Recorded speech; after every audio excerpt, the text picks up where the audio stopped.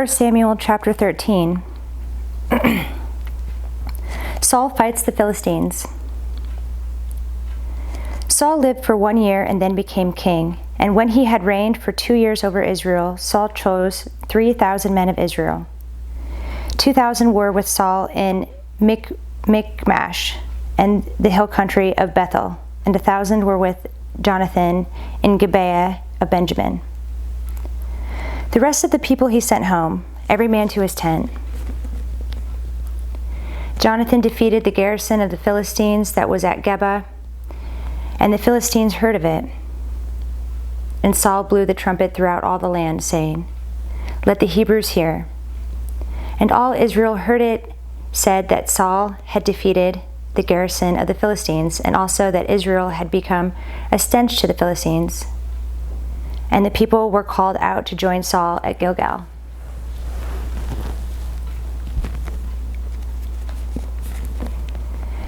And the Philistines mustered to fight with Israel, 30,000 chariots and 6,000 horsemen, and troops like the sand on the seashore in multitude. They came up and encamped in Michmash, to the east of Beth-aven. When the men of Israel saw that they were in trouble, for the people were hard pressed, the people hid themselves in caves and in holes and in rocks and in tombs and in cisterns, and some Hebrews crossed the fords of the Jordan to the land of Gad and Gilead. Saul was still at Gilead, and all the people followed him trembling. Saul's unlawful sacrifice. He waited 7 days, the time appointed by Samuel. But Samuel did not come to Gilgal, and the people were scattering from him. So Saul said, "Bring the burnt offering here to me, and the peace offerings." And he offered the burnt offering. As soon as he had finished offering the burnt offering, behold, Samuel came. And Saul went out to meet him and greet him. Samuel said, "What have you done?" And Saul said, "When I saw that the people were scattering from me, and that you did not come within the days appointed, and that the Philistines had mustered at Michmash, I said, 'Now the Philistines will come down against me at Gilgal, and I have not sought the favor of the Lord.' So I forced myself and offered the burnt offering." And Samuel said to Saul, "You have done foolishly. You have not kept the command of the Lord your God, with which he commanded you, for then the Lord would have established your kingdom over Israel forever. But now your kingdom shall not continue. The Lord has sought out a man after his own heart, and the Lord has commanded him to be prince over his people, because you have not kept what the Lord commanded you." And Samuel arose and went up from Gilgal. The rest of the people went up after Saul to meet the army. They went up from Gilgal to Gibeah of Benjamin. And Saul numbered the people who were present with him, about 600 men. And Saul and Jonathan his son and the people who were present with them stayed in Geba of Benjamin, but the Philistines encamped at Michmash. And raiders came out of the camp of the Philistines in 3 companies. One company turned toward Ophrah, to the land of Shual. Another company turned toward Beth Horon, and another company turned toward the border that looks down on the valley of Zeboim, toward the wilderness. Now there was no blacksmith to be found throughout all the land of Israel, for the Philistines said, "Let the Hebrews make themselves swords or spears." But every one of the Israelites went down to the Philistines to sharpen his plowshare, his mattock, his axe, or his sickle, and the charge was 2/3 of a shekel for the plowshares and for the mattocks, and 1/3 of a shekel for sharpening the axes and for setting the goads. So on the day of the battle there was neither sword nor spear found in the hand of the people with Saul and Jonathan, but Saul and Jonathan his son had them. And the garrison of the Philistines went out to the pass of Michmash. Chapter 14. Jonathan defeats the Philistines. One day Jonathan the son of Saul said to the young man who carried his armor, "Come, let us go over to the Philistine garrison on the other side." But he did not tell his father. Saul was staying in the outskirts of Gibeah in the pomegranate cave at Migron. The people who were with him were about 600 men, including Ahijah, the son of Ahitub, Ichabod's brother, son of Phinehas, son of Eli, the priest of the Lord of Shiloh, wearing an ephod. And the people did not know that Jonathan had gone. Within the passes by which Jonathan sought to go over to the Philistine garrison, there was a rocky crag on the one side and a rocky crag on the other side. The name of the one was Bozez, and the name of the other Seneh. The one crag rose on the north in front of Michmash, and the other on the south in front of Geba. Jonathan said to the young man who carried his armor, "Come, let us go over to the garrison of these uncircumcised. It may be that the Lord will work for us, for nothing can hinder the Lord from saving by many or by few." And his armor-bearer said to him, "Do all that is in your heart. Do as you wish. Behold, I am with your heart and soul." Then Jonathan said, "Behold, we will cross over to the men, and we will show ourselves to them. If they say to us, 'Wait until we come to you,' then we will stand still in our place, and we will not go up to them.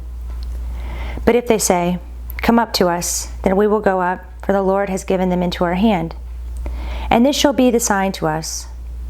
So both of them showed themselves to the garrison of the Philistines.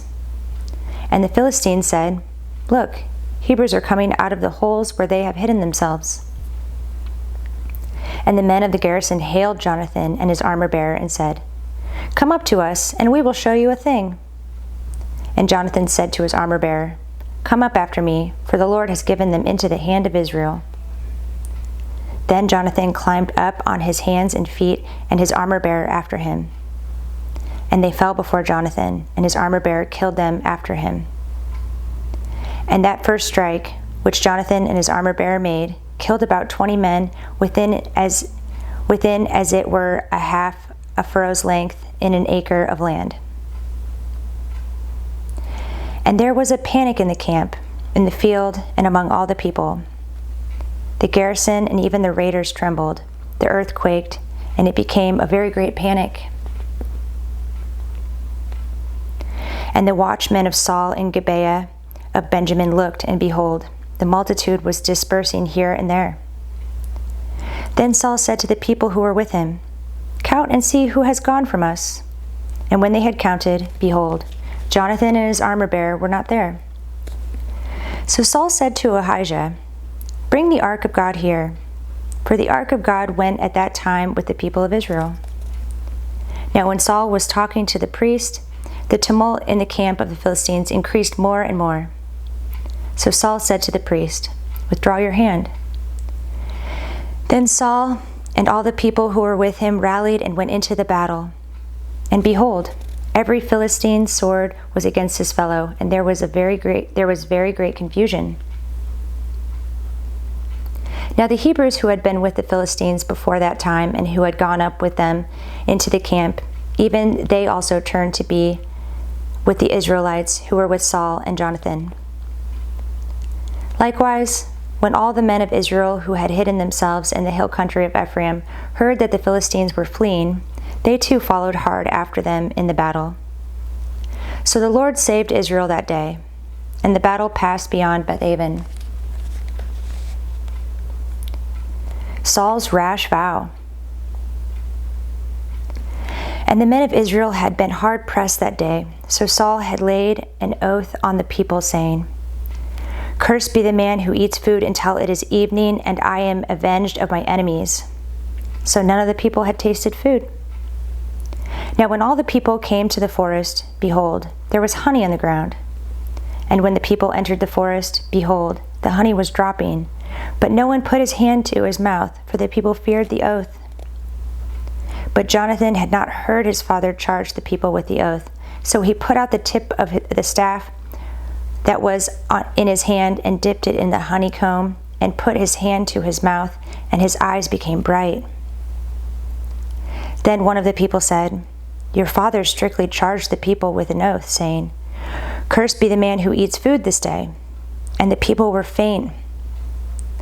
Then Jonathan said, "My father has troubled the land. See how my eyes have become bright because I tasted a little of this honey? How much better if the people had eaten freely today of the spoil of their enemies that they found. For now the defeat among the Philistines has not been great. They struck down the Philistines that day from Michmash to Ahijalon, and the people were very faint. The people pounced on the spoil and took sheep and oxen and calves and slaughtered them on the ground. And the people ate them with the blood. Then they told Saul, 'Behold, the people are sinning against the Lord by eating with the blood.'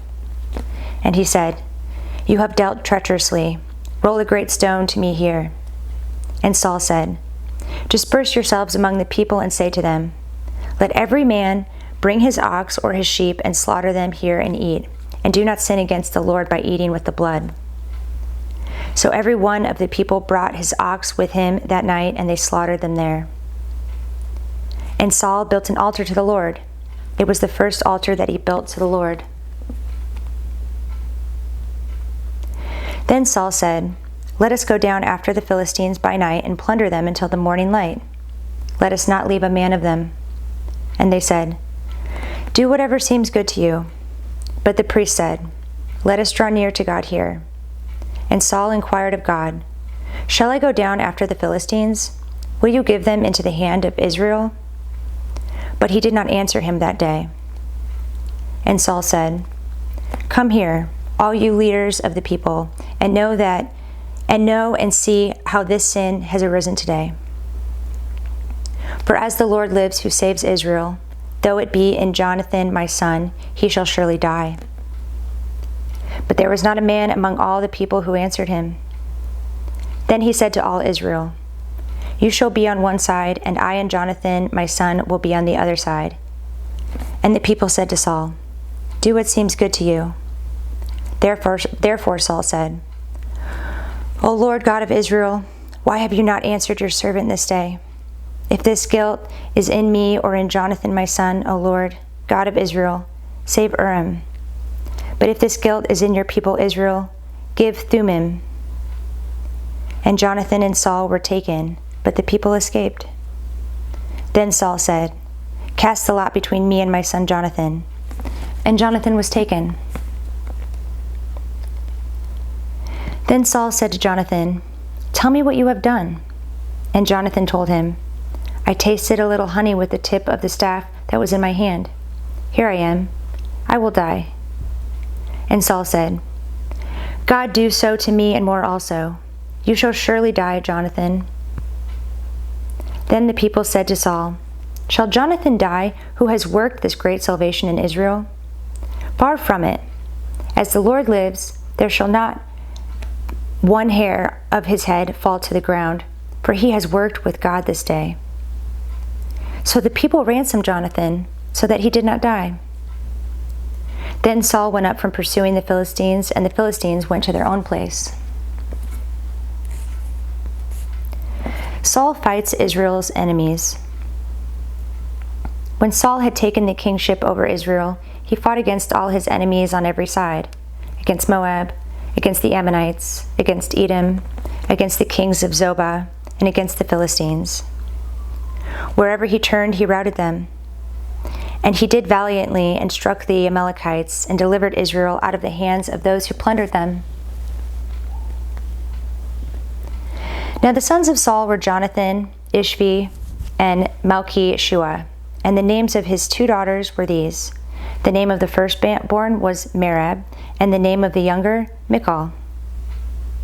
And the name of Saul's wife was Ahinoam, the daughter of Ahimaaz. And the name of the commander of his army was Abner, the son of Ner, Saul's uncle. Kish was the father of Saul, and Ner, the father of Abner, was the son of Abiel. There was hard fighting against the Philistines all the days of Saul.